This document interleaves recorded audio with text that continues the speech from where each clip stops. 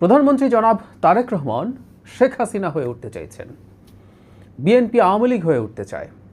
আমার মনে হয় কান পাতলে এই ধরনের কথাবার্তা এখন অনেক দিকেই শোনা যায়। বিরোধী রাজনৈতিক দল যেমন আছে, আমাদের নাগরিক সমাজের একটা অংশ এই ধরনের কথা বলতে শুরু করেছেন। খুবই হতাশার ব্যাপার এটা। এটা এই কারণে নয় যে সরকারের অবস্থান থেকে এটা হতাশার মনে হচ্ছে। কেন হতাশার, আমি সেই আলোচনায় আসবো। ইনফ্যাক্ট এই আলোচনাটা শুরু হয়েছে মূলত প্রথমত জুলাই সনদ গণভোট নিয়ে, এবং এই মুহূর্তে খুবই উত্তপ্ত বিতর্ক যেটা নিয়ে হচ্ছে সেটা হলো অন্তর্বর্তী সরকারের সময় করা অধ্যাদেশগুলোর কিছু আইনে এই মুহূর্তে কথাটা আমি বলছি, পরিণত না করা নিয়ে। এর মধ্যে উল্লেখযোগ্য কয়েকটা আছে। এর মধ্যে গুম নিয়ে একটা অধ্যাদেশ আছে, মানবাধিকার কমিশন নিয়ে আছে, বিচার বিভাগের স্বাধীনতার সাথে রিলেটেড দুটো আছে। একটা হলো বিচার বিভাগের জন্য পৃথক সচিবালয় করা এবং উচ্চ আদালতের বিচারক নিয়োগের জন্য পৃথক আইন। এগুলো আইনে পরিণত হচ্ছে না এখন। আচ্ছা, এই ব্যাপারটা একটু আলোচনা করতে চাই, এবং এটাকে কিভাবে ডিসইনফরমেশনের মাধ্যমে সরকারের বিরুদ্ধে ব্যবহার করছেন অনেকেই, সেই জায়গাটা একটু বলবো।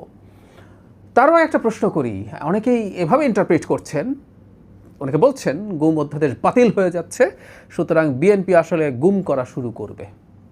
বিচার বিভাগের সাথে স্বাধীনতার সাথে রিলেটেড যে অধ্যাদেশগুলো আছে এগুলো যেহেতু আইনে পরিণত হচ্ছে না, সুতরাং বিএনপি বিচার বিভাগ নিয়ন্ত্রণ করতে চায়, তার মতো করে যা ইচ্ছে তা করতে চায়। আমরা গুম অধ্যাদেশে যা সেটা প্রশ্ন করে রাখি, তারপর আমি আলোচনায় ঢুকবো। সেটা হচ্ছে গুম অধ্যাদেশ তো এখন আলাপ হচ্ছে, এর আগে ছিল না, শেখ হাসিনার আগেও ছিল না। 2001-06 বিএনপি সরকার ক্ষমতায় ছিল। গুম হয়েছে কি তখন?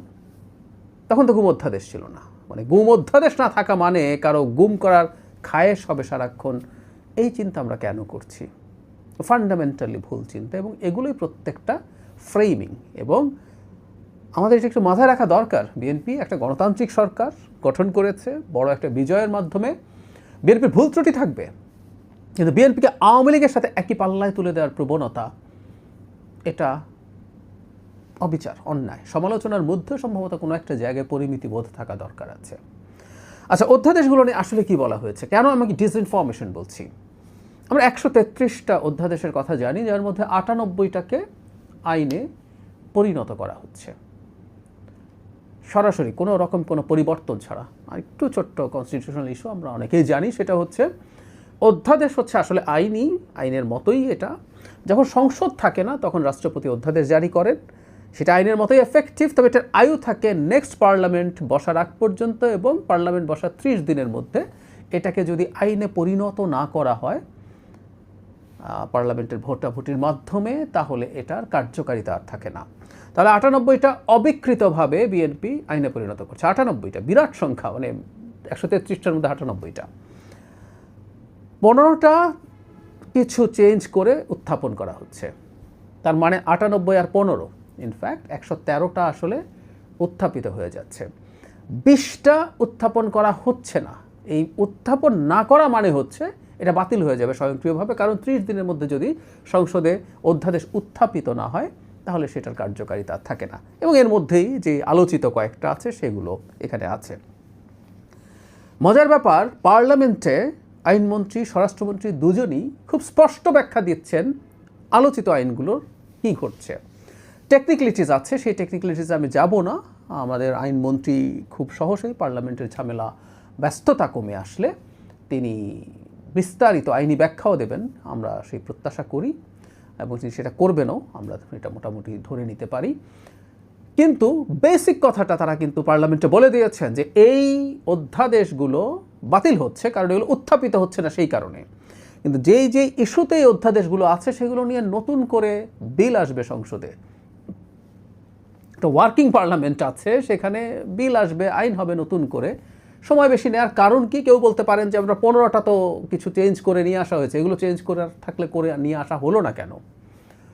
সরকার মনে করে এই আইনগুলোর ক্ষেত্রে আরও প্রচুর কথাবার্তা, আলাপ আলোচনা, স্টেক হোল্ডারদের সাথে মত বিনিময়, এগুলো আরও ভালোভাবে হওয়া দরকার, এবং এগুলোর মেজর আলোচনার মাধ্যমে এটা সংশোধিতভাবে আসা দরকার আছে।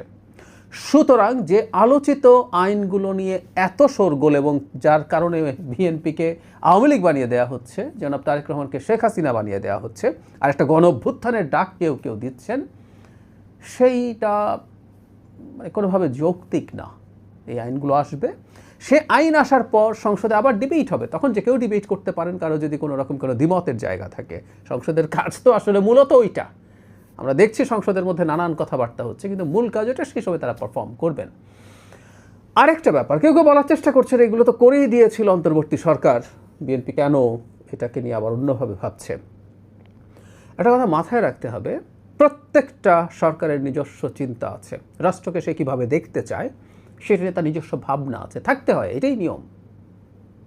শুধু অন্তর্বর্তী সরকারের মতো করে সব অধ্যাদেশ আইনে পরিণত করে ফেলতে হবে, এ দায়ভার বিএনপির কেন? আইন প্রণয়নের ক্ষেত্রে, অধ্যাদেশকে আইনে রূপান্তরের ক্ষেত্রে বা নতুন আইন প্রণয়নের ক্ষেত্রে জাস্ট একটা জিনিস মাথায় রাখতে হবে, সেটা হচ্ছে এটা মাদার ল, অর্থাৎ কনস্টিটিউশনের সাথে যেন সাংঘর্ষিক না হয়। সেটা সাংঘর্ষিক হলে কনস্টিটিউশনই বলছে যতটুকু সাংঘর্ষিক ততটুকু, অথবা পুরোটা সাংঘর্ষিক হলে পুরো আইনই বাতিল হয়ে যেতে পারে। সো ওর বাইরে নানা রকম আইন তৈরি হতে পারে, এবং একটা দল তার নিজস্ব চিন্তা, তার নিজস্ব যে ফিলোসফি দিয়ে সে জনগণের সাথে রাজনীতি করে, সামনে রাজনীতি করে, সে যেভাবে জনগণের সামনে প্রতিশ্রুতি দেয় সেই মতো সে আইন করবে, এটাই নিয়ম। অন্তর্বর্তী সরকারের মতো সব অধ্যাদেশ পাশ করে ফেলতে হবে কেন? এই চিন্তাটাই হাস্যকর। একটা উদাহরণ দিই, ধরলাম বিএনপি তো এর বাইরেও নতুন নতুন আরও কিছু আইন আনবে, বা বিএনপি তার মতো করে যে যে আইন আছে, আমরা ধরে নিলাম যে গুম আইন বা মানবাধিকার কমিশন যে আইন আছে, এগুলো বিএনপি আনলো, এনে এসে সেটাকে করলো, পাশ করলো, যেহেতু বিএনপির সংখ্যাগরিষ্ঠতা আছে। বিএনপি তো শুধু আইন প্রণয়ন না, সংবিধান সংশোধনের সংখ্যাগরিষ্ঠতা আছে। তো পরের ধাপে ধরে নিলাম আমরা বিএনপি জিতলো না, জামাত এনসিপি জোট তখনও আছে, তারা জিতলেন। তারা তো আইনগুলো বিএনপি যেভাবে করছে হয়তো পছন্দ করছে না, তারা হয়তো ইন্টারিম যেভাবে করেছেন তাদের ভাষায়, আমি জানি না তারপর তারা কি করবেন, কিন্তু ধরে নিলাম তারা তো এখন ওটার পক্ষে খুব কথা বলছেন, তো তারা গিয়ে তো এটা পাল্টাবেন, তার নিজস্ব চিন্তা, তার নিজস্ব ফিলসফির জায়গা থেকে এই কাজটা করবেন, এটাই তো নিয়ম। সুতরাং ইন্টারিম যেভাবে অধ্যাদেশ জারি করেছে সেভাবে পাশ করার কিছু নেই। মজার ব্যাপার হচ্ছে আমাদের খুবই সচেতন নাগরিক সমাজের মানুষকে আমরা দেখছি বিএনপি কেন হুবহু অন্তর্বর্তী সরকারের করে যাওয়া অধ্যাদেশগুলো পাশ করে ফেলছে না, সেটা নিয়ে ক্ষোভ দেখাতে গিয়ে বিএনপিটা করবেই না বলে ফেলছে, এটা বাতিল হয়ে গেছে বলছেন। এবং বাতিল, আবারও বলছি, এটা টেকনিক্যাল ব্যাপার, কারণ এটা উত্থাপিত হচ্ছে না বলে। তো এই ইস্যুগুলোতে বিএনপি আইন করবে না ভাবেই এই কথা তারা বলেনি। এটা ট্রু, বিএনপি যে আইনগুলো করতে যাচ্ছে, ডিবেট হবে। একটা আইন কেমন হওয়া উচিত, তার মধ্যে কি কি থাকা উচিত অনুচিত, একটা প্রতিষ্ঠান যখন তৈরি সেটা কীভাবে গঠিত হতে হয়, সেটার কর্মপরিধি কী হবে, সেটা কিভাবে সে করবে, এসব নিয়ে নানান ডিবেট আছে। সেটা কারো পছন্দ নাও হতে পারে, নাহলে সেটা নিয়ে রাজনীতি হবে। রাজনীতি আমি পজিটিভ অর্থে বলছি, একটা গণতান্ত্রিক ব্যবস্থা এভাবেই কাজ করে। এই সরকার যদি কোনো আইন এমনভাবে করে, কোনো বিরোধী দল বা কোনো নাগরিক সমাজের সত্যিকার অর্থেই দায়িত্ব আছে এই জিনিসগুলো নিয়ে জনগণকে সচেতন করা, মিডিয়ার দায়িত্ব আছে এগুলো নিয়ে জনগণকে সচেতন করা হোক। কোনো একটা সময় মানুষের পছন্দ না হলে বিএনপিকে ভোট দেবে না। তারা যদি মনে করে বিএনপি সত্যিকার অর্থেই শেখ হাসিনা হয়ে গেছে বা হয়ে যাচ্ছে, এই ভয় তারা যদি পান, তারা যদি এটার ভয়ে অন্যদেরকে ভোট দেন, দ্যাটস ফাইন, এটা জনগণের সিদ্ধান্তের ব্যাপার। আগে একটা কথা বলেছিলাম, সেই কথাটা বলে শেষ করি। বিএনপিকে আওয়ামী লীগ বলা, একই পাল্লায় তোলার চেষ্টা করা, শেখ হাসিনাকে পতন ঘটিয়েছে এত শক্তিশালী সরকারকে আপনাদেরকেও ফেলে দিতে পারবো, খুবই গুরুত্বপূর্ণ মানুষজন এই ধরনের কথাবার্তা বলছেন। আরেকটা গণঅভ্যুত্থানে নামতে হবে, এগুলো কিন্তু মেঠো বক্তৃতা না, এগুলো আলোচনা সভা, সেমিনারে এই কথাগুলো বলা হচ্ছে, গোল টেবিল আলোচনা এসব কথা বলা হচ্ছে। এই ফ্রেমিংটা মর্মান্তিক, মারাত্মক। আমাদের গণতন্ত্রের সাথে একটু অভ্যস্ত হতে হবে। গণতান্ত্রিক ব্যবস্থায় কেউ যদি কোনো ইশতেহার, তার কোনো প্রতিশ্রুতি ভঙ্গও করে, প্রতিশ্রুতি ভঙ্গ করছে না, কিন্তু যদি করেও, সেটার জন্য আগামী নির্বাচন, পুরো রাজনীতির সময়টা করতে হবে, এবং আগামী নির্বাচনে জনগণের কাছে ম্যান্ডেট চাইতে হবে যে দেখো ওরা এটা করেনি, আমি করতে চাই, আমাকে ভোট দাও। গণতান্ত্রিক ব্যবস্থায় কোনোভাবেই এই রকম কোনো কিছু হওয়া উচিত না। আমি এটা বলে আবারও শেষ করছি, কথা কয়েকবার বলা হলো, বিএনপির ভুল ত্রুটি থাকতে পারে কি থাকবে, একটা দলের, একটা সরকারের ভুল ত্রুটি থাকবে, কিন্তু তাকে আওয়ামী লীগের সাথে তুলনাটা করা, এটাকে আমি গর্হিত অন্যায় বলে মনে করি।